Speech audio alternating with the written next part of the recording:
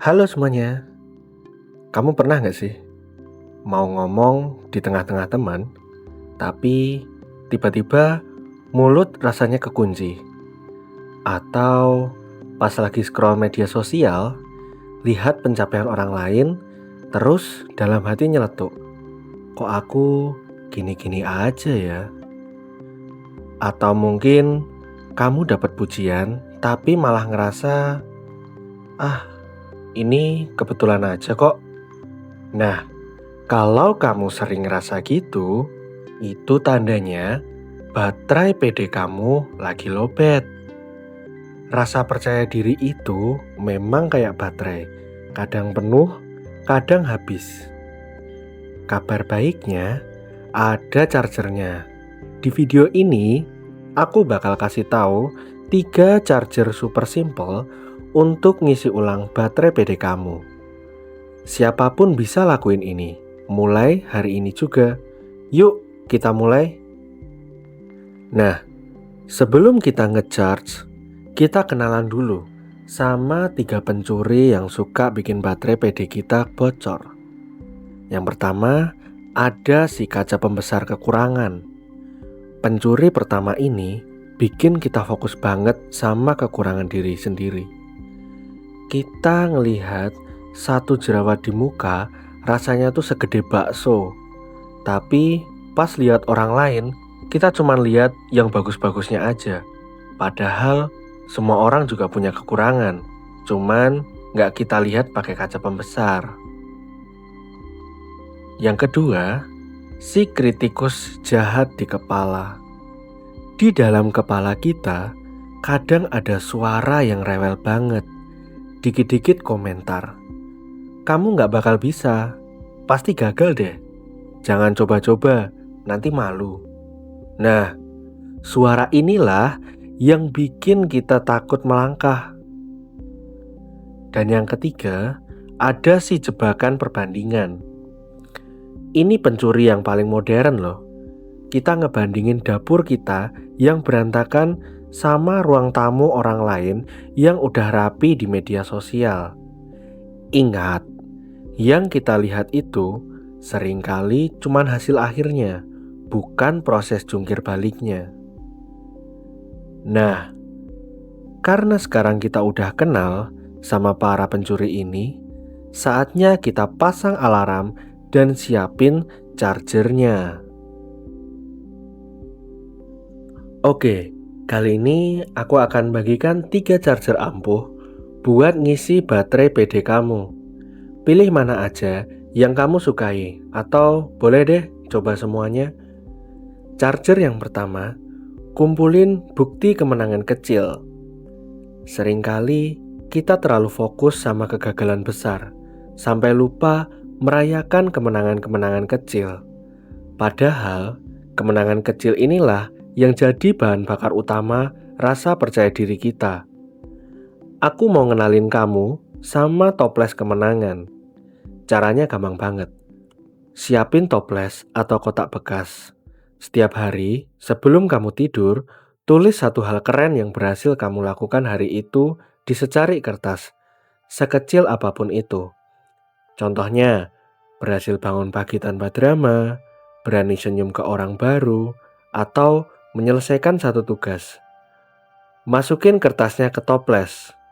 Saat kamu lagi ngerasa down, buka dan baca lagi kertas-kertas itu.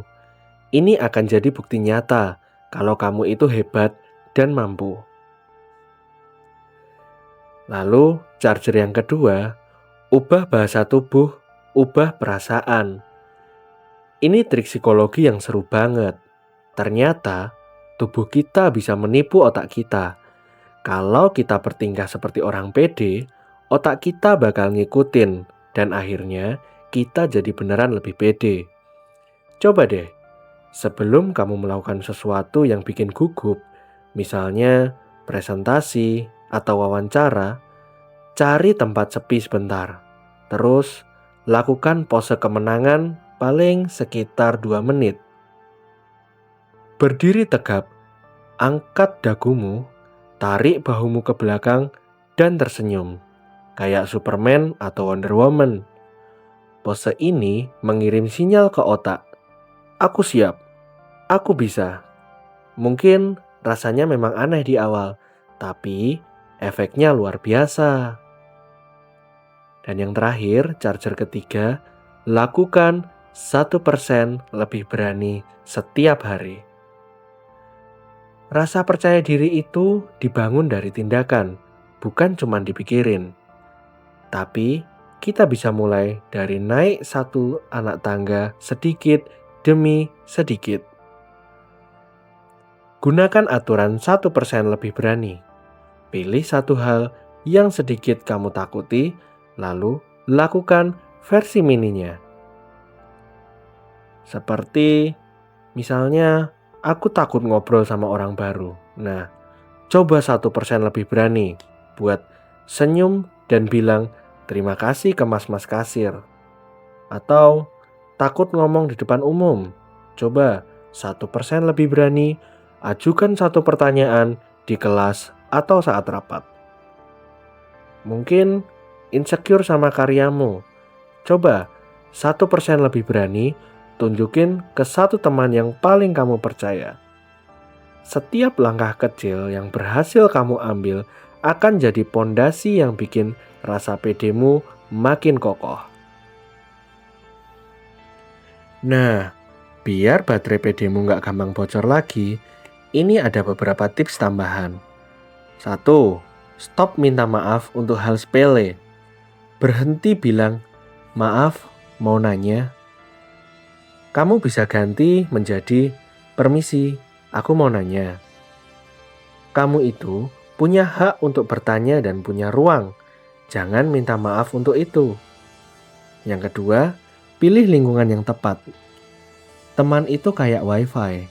Ada yang koneksinya bikin lancar, ada yang bikin emosi. Kelilingi dirimu dengan orang-orang yang mendukungmu, bukan yang meremehkanmu. Ketiga, terus belajar hal baru. Nggak harus yang susah.